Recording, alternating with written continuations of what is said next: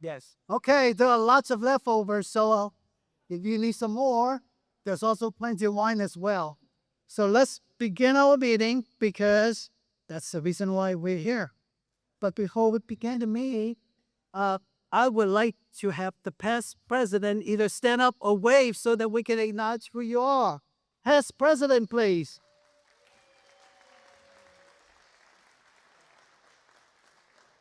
Beep, beep, beep. He is cheerful. She usually said nobody would say. Okay. Well, but which one? Okay. Well, the San Marino City Council members either stand up or wave hi to all of us. City Council.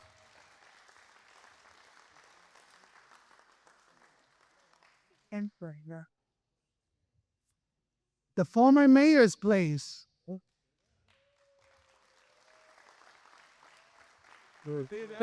All right. Okay, hold on. Hold on. There you go. San Marino City officials, please stand up or wave.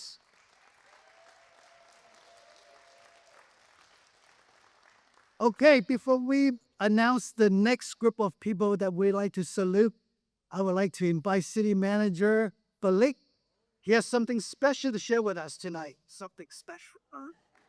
1 minute, Balik. Sure.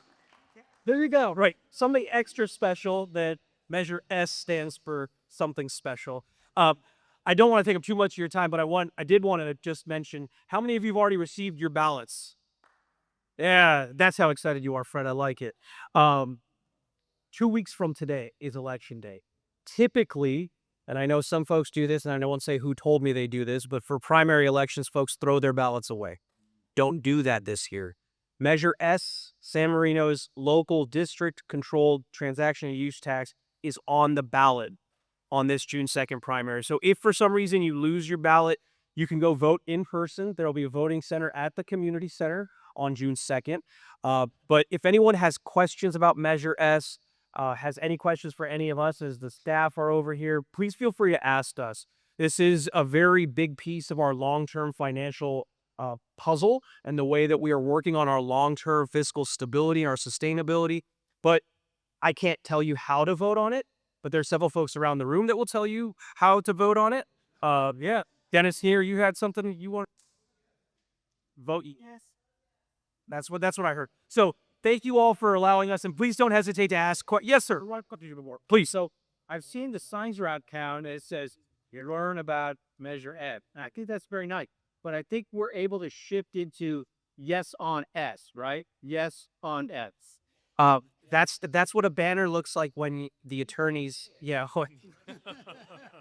What? Yes, you can do that, and you can put residents can certainly put banners outside. We'll help you with the rules on that. But where's Director Figueroa? He'll help with. Oh, look, he threw his hands up like, don't do that.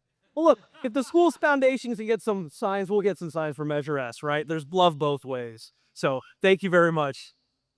Okay, thanks, Balik.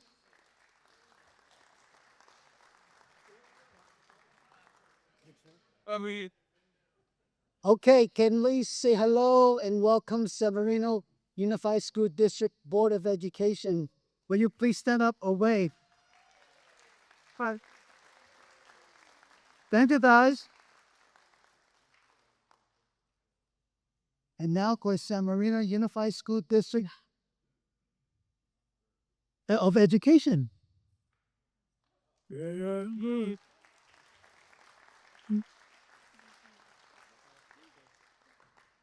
All right, Lex.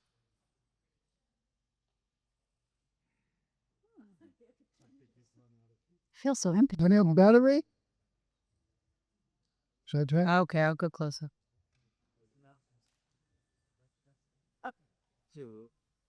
All right. Okay. Believe it or not, half year is over. All right. So now we are preparing to elect some new board of directors for next year. So above name are chosen to help us to find the new directors for next year.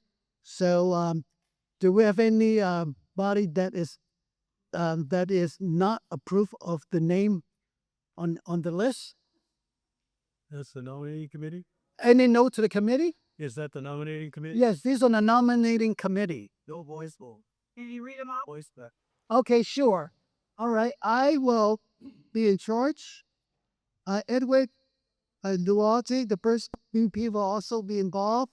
Hunter Chang, past president. Kylie Chang, past president. Isaac Hung, past president. Peter Lossley, past president. And then we require approval for 4 other members, and we need approval tonight. And that will be Linda Gutierrez, second Pete, Robert Tan, Durando Social, Mark Upos member, and Bruno Mendes members. So tonight we need your approval. So for those who approve the nomination committee, please say yay. Okay. Anyone opposed? Okay, so these are it. We will try to help you find a new leadership for next year. All right, now for our 10-minute speakers, may I have past President Wally Wasford to come up and share a little history about our club. Wally?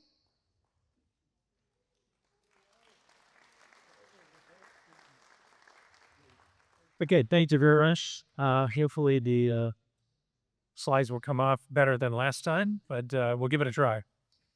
First of all, I'd like to thank Janice Lee, who also helped me put this program together tonight, about our speakers over the last 55 years. And tonight's focus will be on those speakers during that period of time.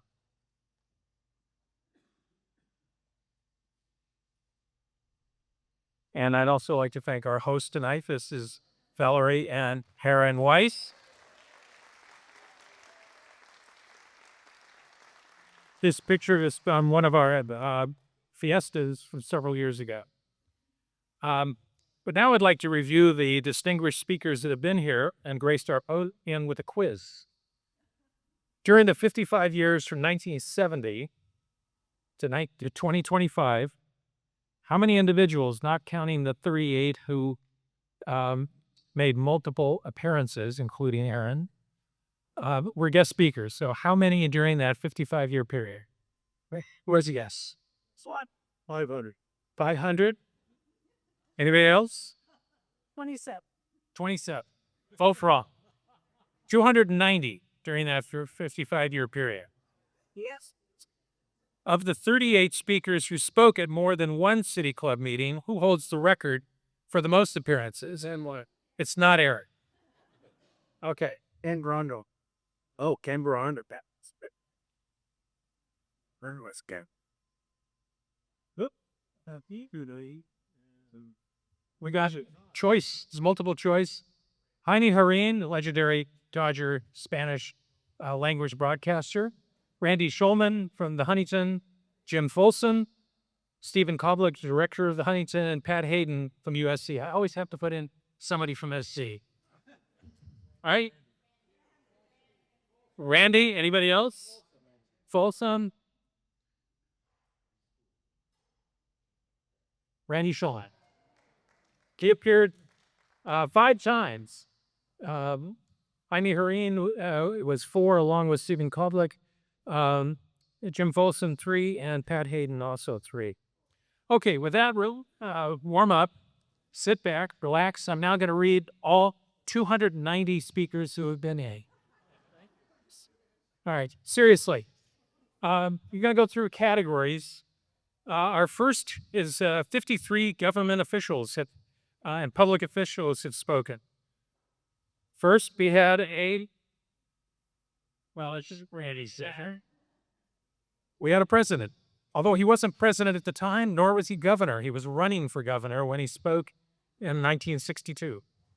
We had one future Senator, Adam Schiff, and we had one sitting future Senator, S.I. Hayakawa. We learned this old Hamashanary, whatever. 6 sitting members of the House of Representatives, 3 Federal Reserve Bank officials, 2 ambassadors, the United States Secretary at HEW. Anybody remember who that was? It was Robert Finch, San Marino residents.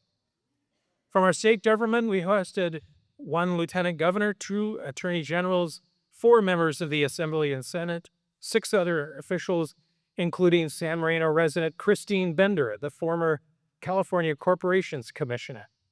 So there'll be a theme here. There's been a lot of people who lived in San Marino have spoken about their particular positions.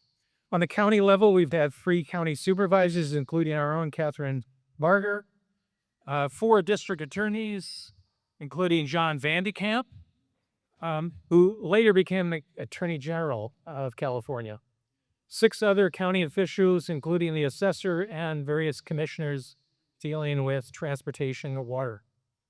We had several mayors. Sam Yorty, everybody remembers Sam Yorty from Los Angeles? I don't know how long he was mayor. Pete Wilson spoke when he was mayor of San Diego, later became the U.S. Senator and governor for 8 years.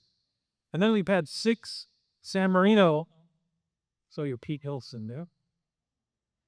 There's Pete Wilson. And then we had 6 San Marino mayors. In the law and justice area, 18 individuals have kept us on the right side of the law, and the group included 2 sheriffs, 6 chiefs of police, including Ed Davis and Daryl Gates from Los Angeles, names I remember from various things that happened in the area. And most recently, our own Johnny Contro, where is... We've also had 1 FBI special agent, a chief of the Highway Patrol, 2 judges. One of our largest group of speakers is from universities and research institutions. So another quiz. Which federal organizations have more guest speakers? Caltech, JPL, or the Huntington? How many say Caltech, JPL? How many are the Huntington? More people voted for the Huntington, I think, but you're wrong. This was Caltech JPL. Now, maybe that's a cheating because I combined the 2, but they're so closely intertwined, it was hard to separate them out. The Huntington had 15, Caltech had 21. Caltech had 2 principals, 4 directors of JPL, and some very distinguished names. Dr. Clarence Allen, the Seismological Lab, Dr. Charles Elachi, director of JPL. Speakers from the Huntington range from Jim Folson, and then also he was director of the botany, and everybody really enjoyed his speaks. Stephen Koblich and Karen Lawrence, co-president, spoke here. Here's Koblich. And then 5-time speaker Randy Schulman. From our universities, there's been a glaring imbalance. Only 4 officials and professors from UCLA have spoken at the City Club, while the Trojans have 9. Tom, I expect this imbalance to be corrected in the near future. Speakers from USC included 3 presidents, including James Sumbridge, Nicolaus Sample. They were all living in San Marino, I think, at the time that they spoke. And that house sold in 2021 for $25 million. 2 chancellors, Young and Carnesol from UCLA, have graced our podium. We have heard from presidents from Occidental College, Claremont, McKenna, Fuller, Cal State LA, Pasadena Art Center. Other educators included supervisor of LA City Schools, director of the Griffith Observatory, director of the Carnegie Observatories. That was especially a good presentation about all the telescopes down at Chile. And a historian talking about the Lewis and Clark expedition. In addition to our local educators, including virtually every San Marino school district superintendent, from Jack Rose in 2003 to Lyndon Delatorre in 2024. They've kept us informed about and proud of our schools. We've also had, over the years, 22 experts in science and medicine, including Dr. Robert Kurlan, orthopedic surgeon to many of the athletes. San Marino residents Stephen Foreman from City of Hope, Carrie Present, a cancer specialist. And one of my FIPID presentations was from San Marino resident Dr. Alfred Sadoun from the Eye Institution, Doheny Eyes, who spoke about finding the cause for an epidemic of optic injuries in Fidel Castro's Cuba and his relationship with Fidel trying to find a cure to this was just fascinating and affected some 50,000 people. Business and corporate leaders have been a staple at our meetings. John Argue, a figure in the 1984 Olympics. Joe Colombe, founder of Trader Joe's. Arthur Laffer, economist and advisor to President Reagan. Joe Weller, who was a San Marino resident at the time and chief executive of Nestle USA. Athletes, coaches, sports executives have been a guest every year going back to the 30s and 40s. I think I've mentioned some of those in earlier snippets. The Dodgers have given us pitchers Jim Gott, Laurel Hershiser, manager. There's Sedun, manager Tommy Lasorda, and Jaime and Jorge Areen broadcasters. From the NFL, we have hosted NFL referee Jim Tunney from South Pasadena, and two members of the LA Rams, Vince Ferragamo and Tom Mack, also a San Marino resident. Okay, another quiz. How many Heisman Trophy winners have spoken at the City Club and name them? 8. 8? 8? Anybody have a guess of it? Name anybody who was a speaker who won a Heisman Trophy. Mike Garrett? Someone who was very infamous. O.J. Simpson? And Gary Beeman. Now again, it's 2 SC, 1 UCLA, but Gary Beeman is the only Heisman Trophy winner from UCLA. We've got to work on that. As with other speakers, UCLA again is slighted in the sports category. USC had 10 sports speakers, while UCLA with 8. However, UCLA did have the most famous sports figure who was our guest. What do you think that was? John Wood.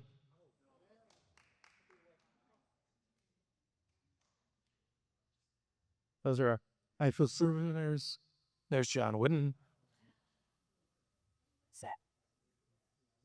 USC speakers included Coach Rod Dato with baseball, John Robinson football. Obviously, the football players I've mentioned, John McKay and Pat Hayden. UCLA athletes included Gary Beeman, Corey Paz, basketball players Henry Biddy and Len Shackelford. Other sports figures included Tom Kelly, voice of the Trojans, an American Cup skipper, Lee Steinberg, a sport agent, and of our proximity to Santa Anita, we hosted jockeys Willie Shoemaker.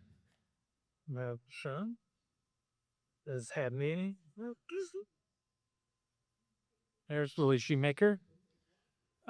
Corey Nakatani and Chris McCarron, all very famous jockeys. From the media, we have enjoyed hosting 9 TV and radio correspondents, including Stan Chambers from KTLA, Jess Marlowe from NBC, and our own Jacques Henner, who was at a lot of events in the city. Other notable speakers included Otis Chandler. Not sure, but I think he was probably a resident at the time when he spoke to us. San Marino resident and producer of Raiders of the Lost Ark and Star Wars: Return of the Jedi, Howard Kazanjian also spoke to us. The next Explorers Bowl snippet in October will relive some of the interesting moments from the Father's Night shows. I know I've been teasing this forever, but we're trying to get as many pictures as possible. So that will be October. And with that, I will turn it back over to Ed.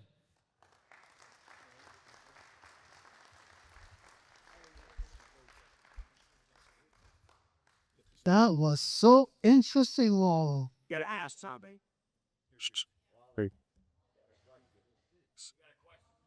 We'll see. You may not know it just doesn't happen. High school. but some of you may remember the name Jane Jens, who was one of the people who piloted our rover the first time. Was Ving Yan arranged at San Marino High School, Drew Cal Step. Have 4 Nobel Prize winners individually come and speak to our Stickies at San Marino High School. And another one who was he bet what he was, but Cal Castro says this can be him. So San Marino sounds to be Yes. That'd be a whole other program. What you? How know that? He's right there. All right. Before we present to you our speaker for the evening, there are one important information that I'd like to share with you, and that is our upcoming Centennial Gala on September the 12th. It will be hosted at the Huntington Library, and it's going to be a special event with live entertainment. Is that correct, Peter? Yes. Yes. So we're going to have a live band there, okay? So once again, that is first time ever. So ladies, put on your dancing shoes and make sure that we have plenty of time to get yourself a new dress, because if at all possible, we would like to inform that, that if it's possible, it was going to be a black tie event. So if you have something nice to wear, please bring it on. Okay, so that's September 12th, 2026. It's going to be a special evening, and I hope that everybody can do there. And then our next event is going to be at the Fiesta in June. So once again, that's going to be a little bit more casual. So no tux, okay? No dancing shoes. Just wear your comfortable shoes and prepare for lots of great Mexican food and margarita. Okay? And so I think that all right, so the moment you've been waiting for, our very own San Marino celebrity, but I'm not going to introduce you to him. I'm going to let our first VP, Eric Duarte, to give the introduction to our guest speaker tonight. Eric, all yours. Thank you, Ed. Thank you. Thank you. For those that don't know me, my name is Edward Duarte, and I'm honored to announce our next speaker because he's going to be talking about his Royal Dalton mugs up there. Forget about his cars. Okay, cars are secondary to that collection over there. I think he said he had about 800 of them. So there's really no introduction. His introduction is everything you see in this garage. There's nothing I'm going to be able to say that supersedes us. So with that said, Aaron Weiss, please come in. Well, after Wally's presentation, you get to hear from an intellectual pygmy. But Valerie and I would like to welcome you all to the Flying A Garage, which is what we call it because we don't want to call it our collection. We're kind of under the radar, and share some thoughts with you on the insanity of car collecting and what's going on June 14th at Lacey Park, San Marino Motor Classic. So I got infected about 26 years ago and started buying cars. And this is really a bad thing because I always tell everybody, if I knew then what I know now, the psychiatric counseling would have been a hell of a lot less. But first of all, for those who think that there's some logic here, there's absolutely not. This is insanity at its best. This is not a business. People come up to me and say, well, what's your business plan? And for that, I refer them to Jerry Hawk, who's my financial advisor, and Joe Consineri, who backs him up when he's not around. And the fact is, there's no money made here. There's only money spent here. So people call me up during the week and they say, oh, we want to come up and see your cars. That's fine. When do you want to come up? Well, between noon and 3 on Wednesday. I said, take your pick, noon or 3. Well, what do you mean? You're not there all the time? I said, well, there's a problem here. There's a lot of money being spent here. No money is being made here. So I need to be out making money so we can spend the money. So we started about 26 years ago. How many of you all collect something? Okay, there's a few here. Anybody collect money? Val? And so it's a labor of love.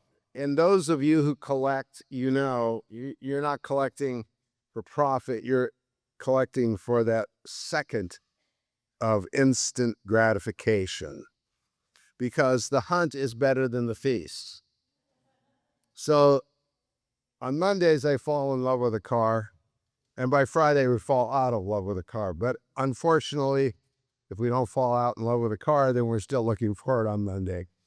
And so you look and look and look, you find the car, and then you get it, and you look at it, bring it in here, and here it is sitting. Now what? What am I going to do with it? So basically, there's about 5 things that collectors do. There's some of us that show, and that's me. And there's some that go on rallies. There's some that go on tours. There's some that race. That's 4 things. And each person, when they're buying a car, is looking at it differently. So if you're looking for a car to drive, you're not looking for that Pebble Beach concourse car. Regretfully, I have been infected by the disease, and this will be our 18th time at Pebble Beach.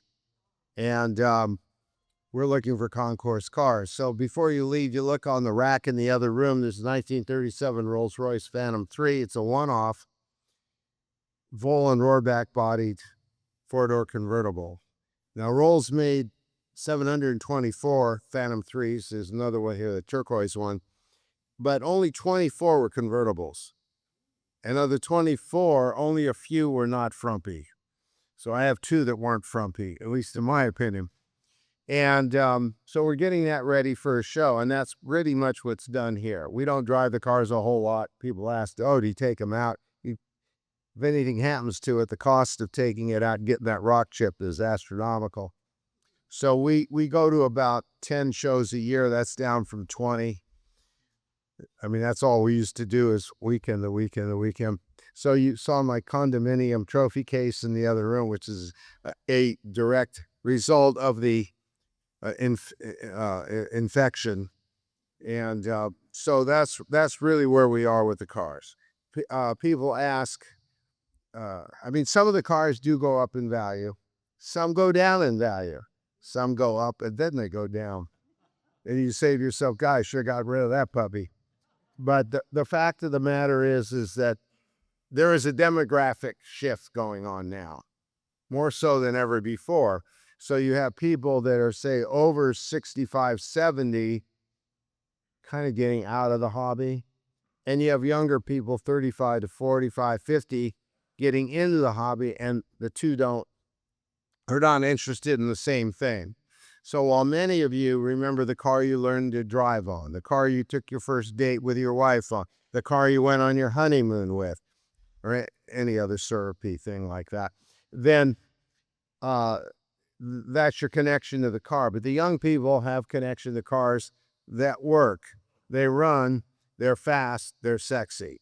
So right now, Ferraris, Porsches, Maseratis, Lamborghinis are hot stuff. The cars that most of the people looking at this room that are over the age of 70, that's probably a young person in this group. And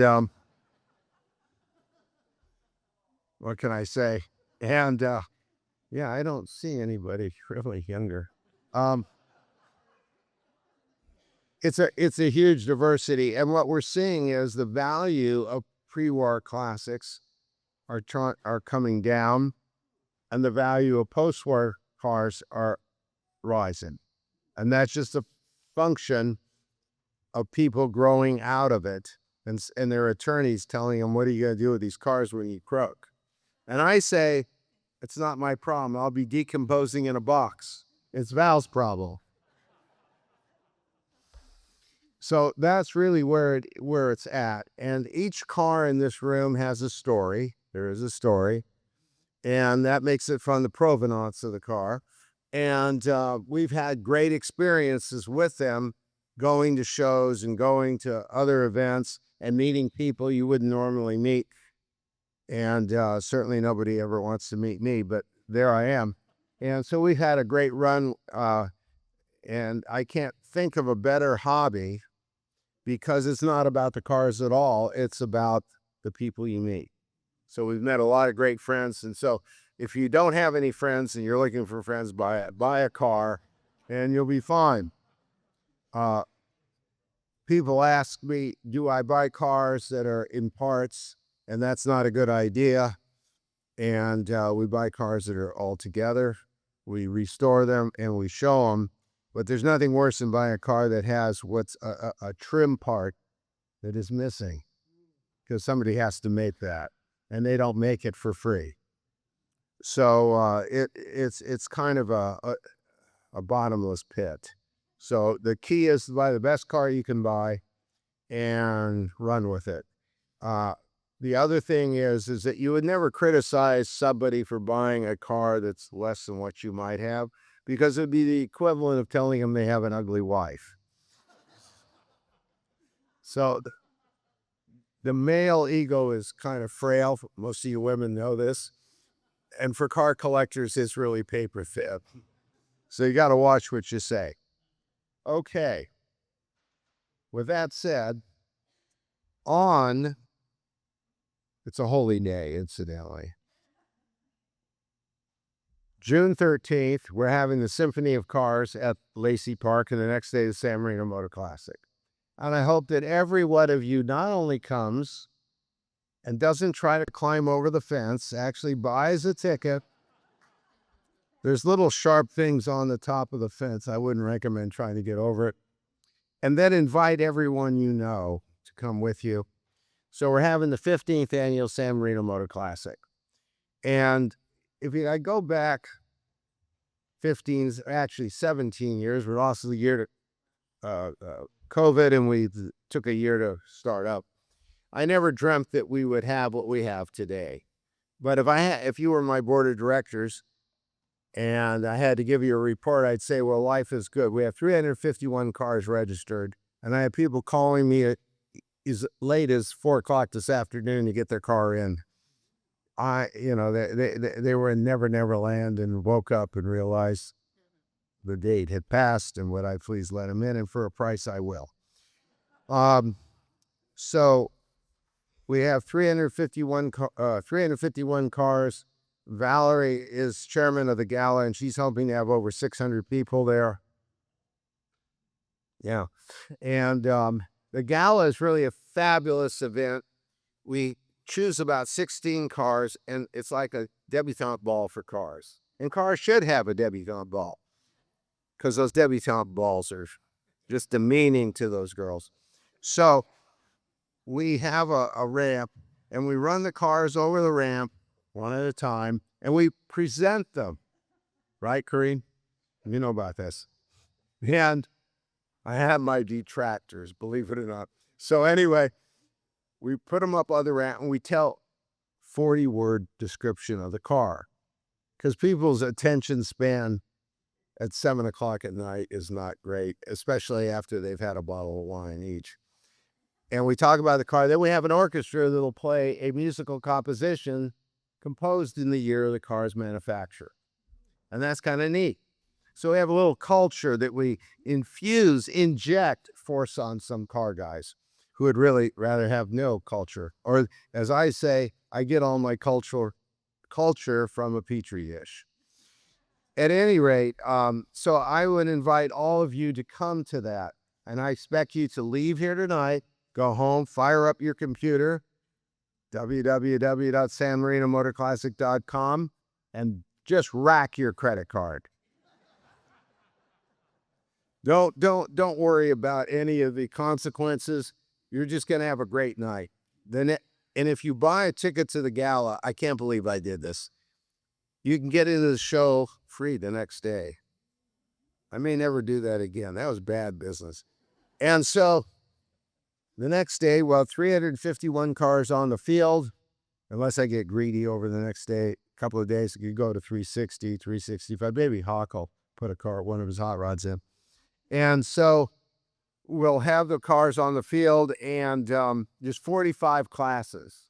A class is a tranche of cars. So we might have antique cars, 1900 through about 1923, and then another class might be American pre-war classics, open, closed, Corvettes, Porsches, Lamborghinis, even Morgans. There's a guy that comes to me every year. He brings me 7, 8 Morgans. So the classes are small. There'll be 7, 8 examples, and then we judge them on a 100-point score sheet. They have to run. This is really important that it starts and runs. And then the lights have to work, and the windshield wipers everything has to work. And I call those the compulsories. It's like Olympic ice skating. There's the compulsories, and then the other part where they can do whatever they want. And so that'll be good. We'll have about 18 special awards. So about 30% of the people that come will go home with some hardware. And that's really important because a lot of these guys just start crying. And Monday morning, I'm sitting in my office, and the guy calls up, "Your judges are the stupidest people on the face of the earth. My car should have gotten the first place, but it lost to Consineri. And I want you to go over to Joe and pick up that first place trophy from Joe and give it to me, and I'll give you my second place trophy and give it to Joe." And Joe, Mr. Consineri does not like that at all.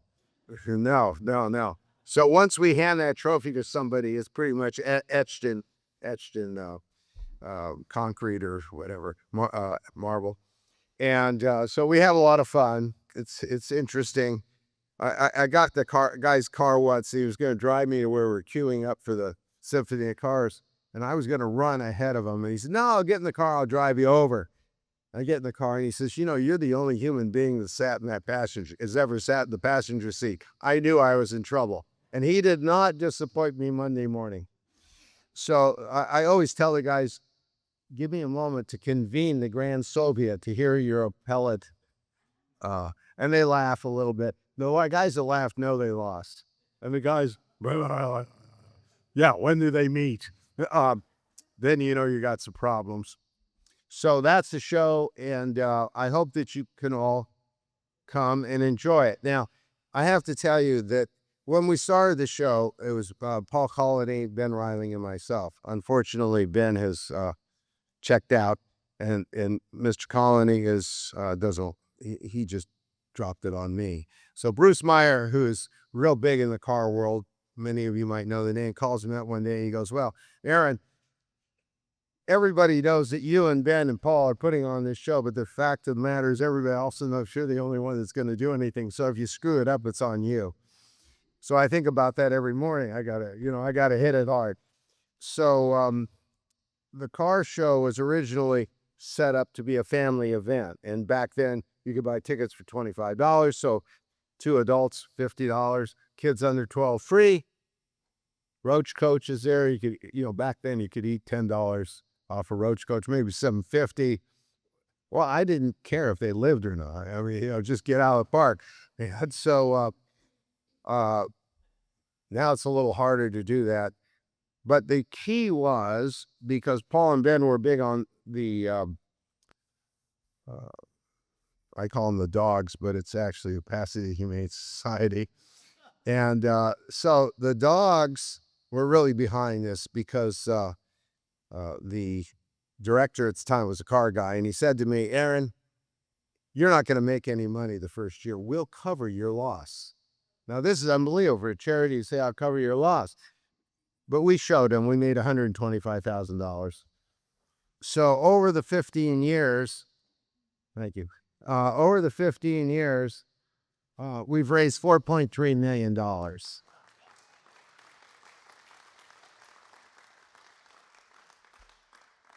And Matt Ballantyne was city manager at the time. And we came to him for the permit for the park, and we're on we're crawling in on our knees because we knew this was going to be tough. And he says, "Everything's fine, but you have to have a San Marino charity." So we went to the schools foundation and they said, no. Little League, no. Library, no. But Dennis Neer, where's Dennis? Did you? Oh, I thought you went to bed. Okay. This is pretty late for you. And so Dennis got us hooked up with Rotary. How much money are we giving Rotary over the last 15 years, Dennis? There you go. See that? $1 million to Rotary. $1 million. So really, where are we with this deal? And I would like everybody in the city to embrace the event. I know that car guys have pot bellies, gold teeth, if they have teeth. You know, they wear tank tops and they're a little tatted up, but they don't come to our show because we charge $150 for an entry fee, and that's way above their pay grade. But I would like everybody in the community to get behind us because we do give back to the community. We give back to Rotary. Rotary is our conduit to the community, and they give grants all over the place. I think there's 20 charities that are benefited by Rotary. We give to Pasadena Humane, which is a non-euthanization facility, Cancer Support Community of the Greater San Gabriel Valley, and then there's another group that okay. Have any of you heard of Give Mentor Love? Okay, a few of you have. So we give money to that, and that is a charity that has a facility in Altadena where they take girls that have been pulled out of sex trafficking and try to rehabilitate them and put them back into society as self-sustaining people, not doing what they did before. I didn't understand. I'm not very bright, and I didn't understand this. So I asked somebody, well, why don't you just give the girls back to their fathers, their parents? 41% of the girls got into trafficking because of their old man. Isn't that amazing? So anyway, those are our charities. And I would just invite all of you to support this event because it supports the community. And that's really what it's about. When people ask me about the cars come. And the cars are great. And many people don't care about the cars. But you want to meet at this event, see your friends, have lunch. We have a great VIP lunch. It's only $200, but you can drink yourself to oblivion. And no additional charge. And it support the event. I think the event brings a lot of people to San Marino. I get called. We have people coming from all over the country, and they just can't believe our tree-lined streets and the beauty of the homes and just the ambience of our community. Maybe one of them will buy a house. Maybe one of them will buy your house.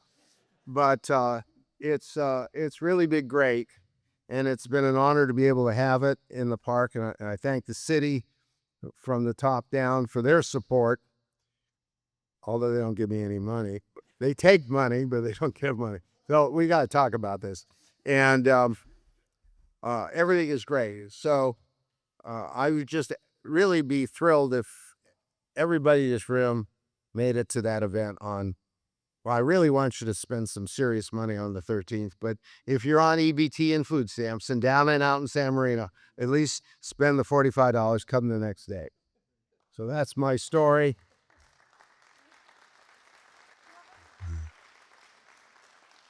I'm sorry I'm not a Nobel laureate, but I went to SC.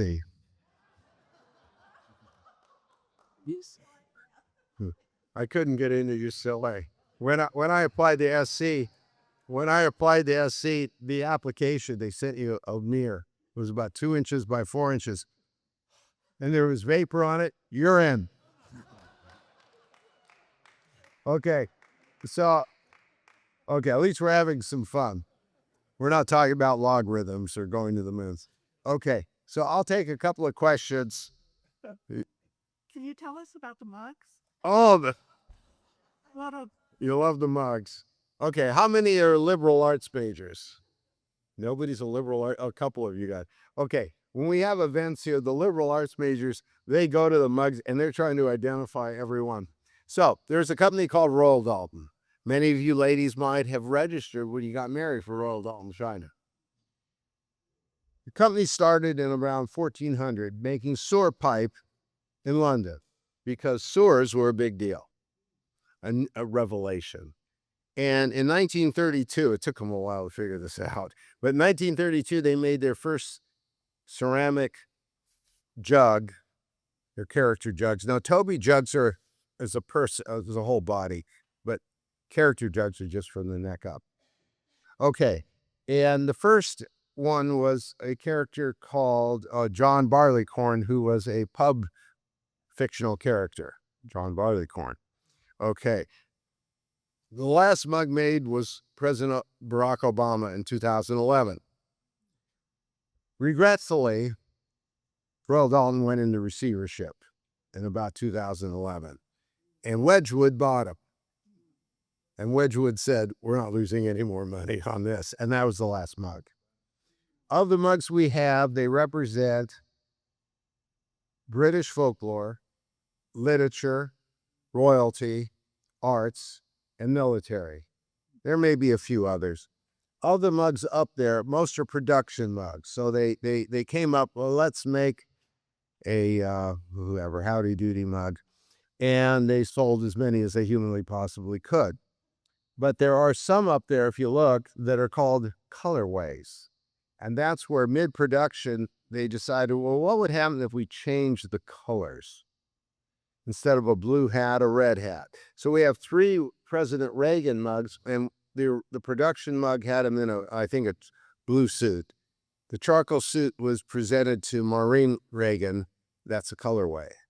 And the other one was also color. Like what happens if we come out with a different color? They never made many of those. None of them went into production. And then there's a third, which is really what you want to collect, which are called prototypes. And the prototypes, one off, maybe 2. And they're made out of a different clay. They're lighter. And the molds were different. They weren't made, a production mold would blow out 250 jugs, where a prototype maybe 1 or 2. Each time they made a jug, that mold depreciated a little bit, deteriorated just a little bit. So the prototypes were, I guess they must have had a committee. This group has a committee. And they bring a jug and vote on it. And oftentimes the problem was that the figure, the image of the person, was not willing to give up that right without a royalty. And if it was too much, they wouldn't make it. So there are prototypes as well up there. So anyway, that's half the collection. The other half is at home, much to my wife's chagrin. I would have had it all at home, but she wouldn't let me keep putting shelves in various rooms of the house. A lot of spiders live there. People ask if we drink out of them. They're leaded. Not a good idea. So there you go. There's the jugs. Anybody else? Yes, sir. So after Valerie, what's your first love? These things or your cars? Well, after Valerie, nothing else matters. No. Go ahead. Go. We're still thinking. I like the cars better, but I'm a sick puppy, and so when you collect, you collect. Okay. Yes, Green. Have you ever sold a car? Oh yeah, I've sold 24 cars, and there are days what I have here on the floor is really what I want. There's a couple of psychologists who have told me to sell some in the other room, but the sum total of their value is not enough to, do anything. But if you look at the cars from a business standpoint, there's monkey business here. There's no business. But you don't want to, you could just collect and just have junk. So when I was in graduate school, I took a portfolio management class, which has helped me immensely. And the deal was you should have a minimum value that you'll buy a car for. So if you're buying cars and you're used to buying cars, we'll just throw a number out, $500,000 a piece. Don't start looking at cars for $500,000, because then you'll start buying junk. Because the $500,000, I'll buy it, not a big deal. But if you keep at that level, that that forces you to do your due diligence and really think that what you have is what you want. So every once in a while, I come in and we'll thin the herd because we're not showing them, we're not driving them, and the other thing is I kind of have a financial ceiling on how much money I want to have on the floor. So every once in a while, I'll buy something and say, well, we better equalize this. But I haven't sold anything in quite a while. Everything is here except 2 cars. There's a 1911 Mercedes and a 1939 Wanderer. How many know what a Wanderer is? Nobody here. Okay, we'll give you a little trivia. You'll be a dynamite at Trivial Pursuit where we leave. Okay, so if you look at the car there with those blue flags, that's a 1937 Hork. Now, most of you don't know, have never heard of a Hork in your entire life. But look at those 4 rings on the radiator. Audi. Very good. So, Auto Union was Germany's answer to General Motors. They had 4 lines, just like General Motors, with price points. Hork, Audi, DKW, and Wanderer.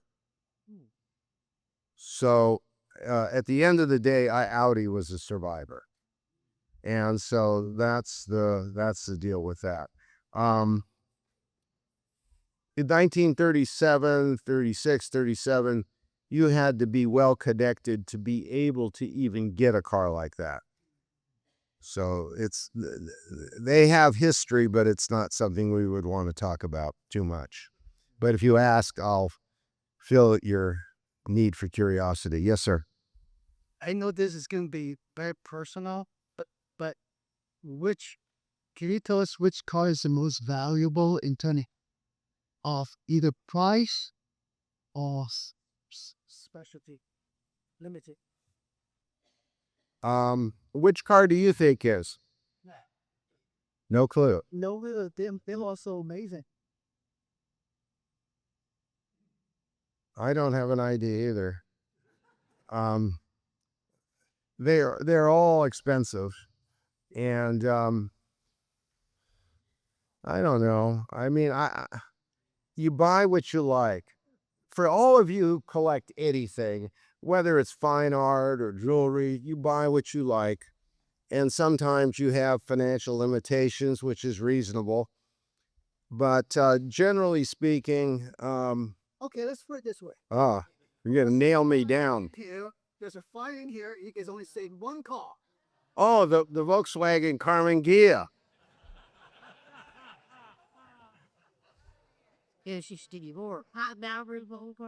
Oh, I forgot about that. Yeah, Valerie had that station wagon for 30 years.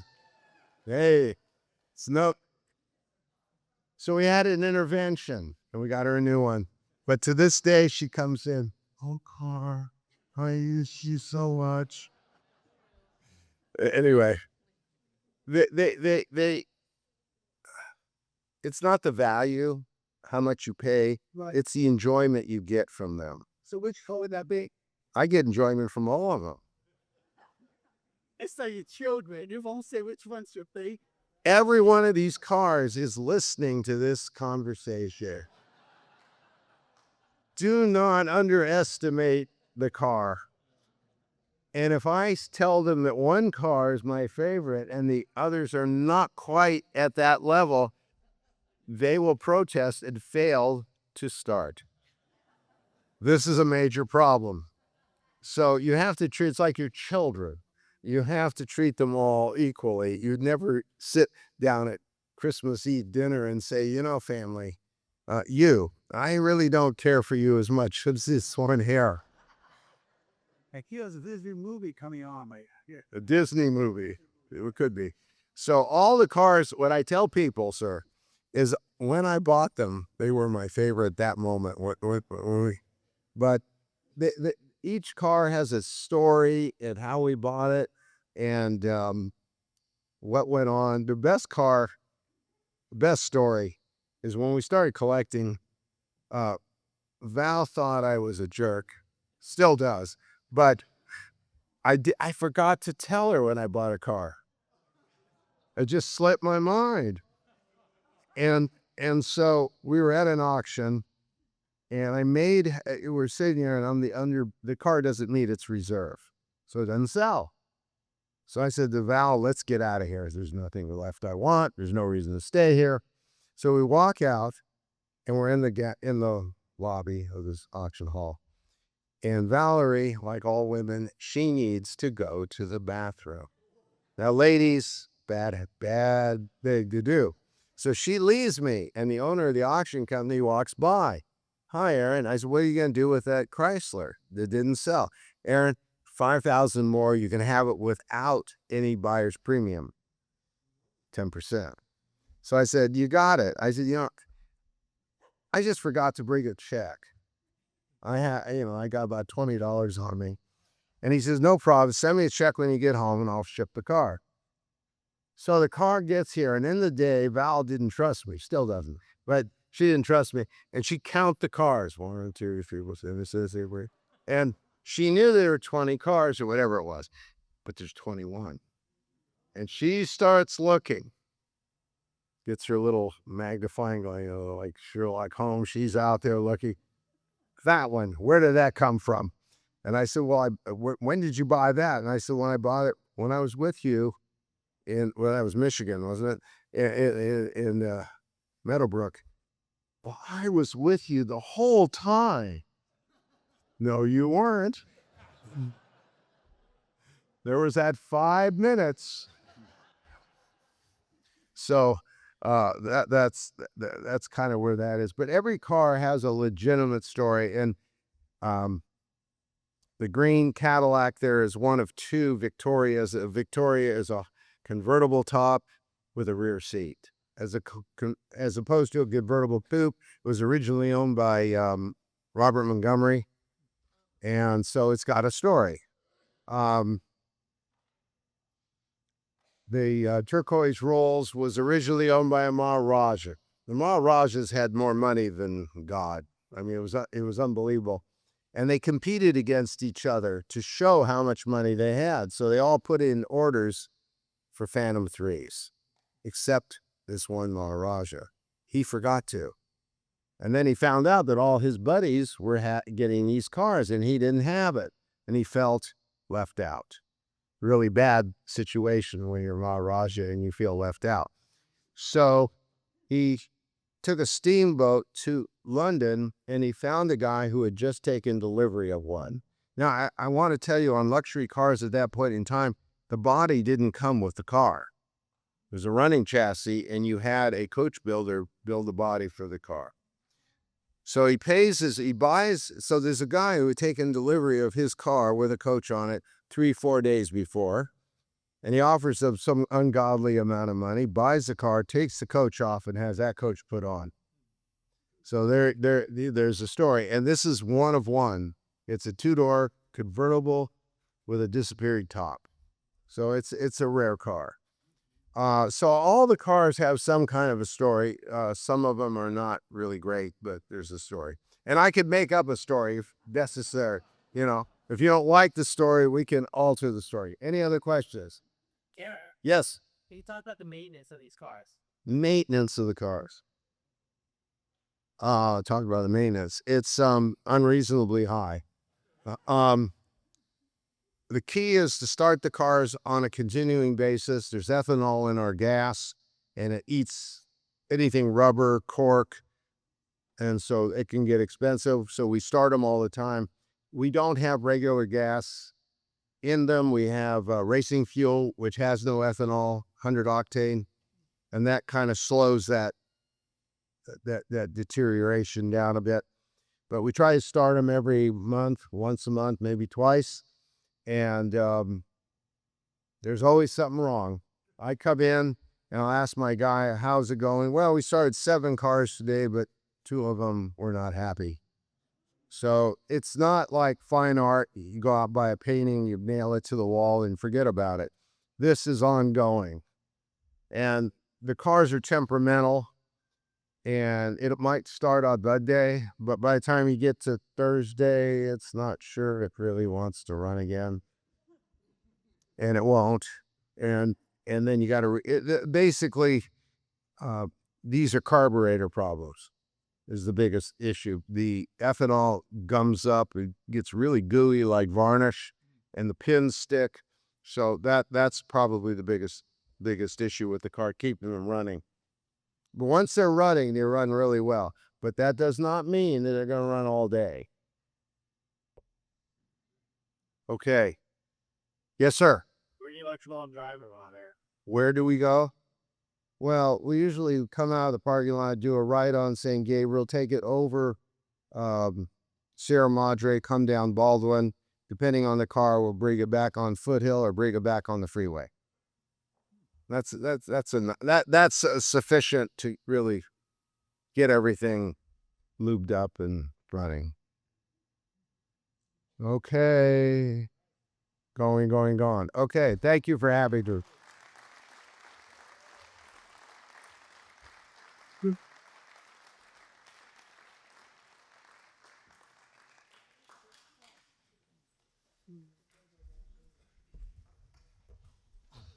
Okay, Aaron, we need to get up here again.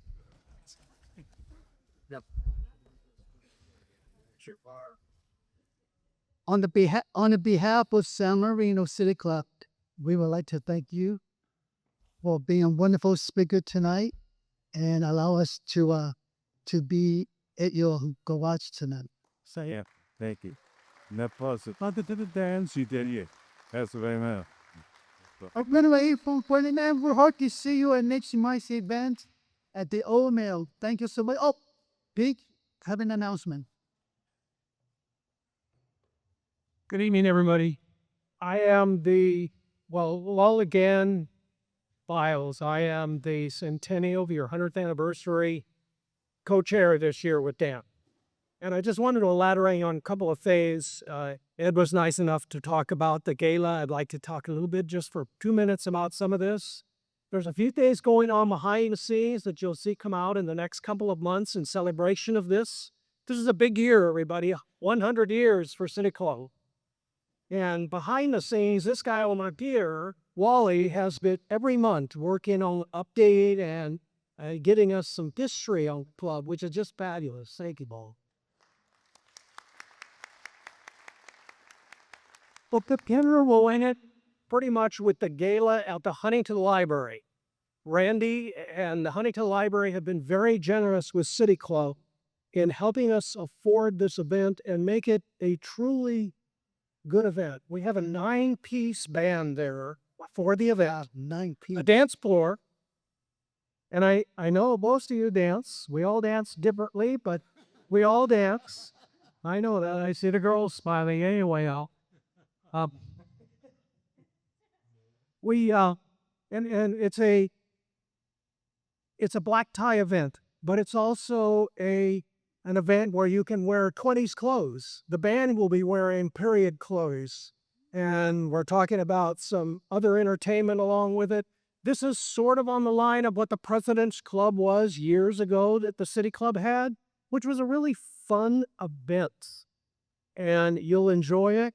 The City Club is helping to sponsor it for members, so I want to see you all there. Go online. Yes, sir. Yes. Make sure to put down your calendar September 12th for the wonderful event. And for that, thank you so much for coming. We'll see you at next Wednesday with the Old Mill Fiesta.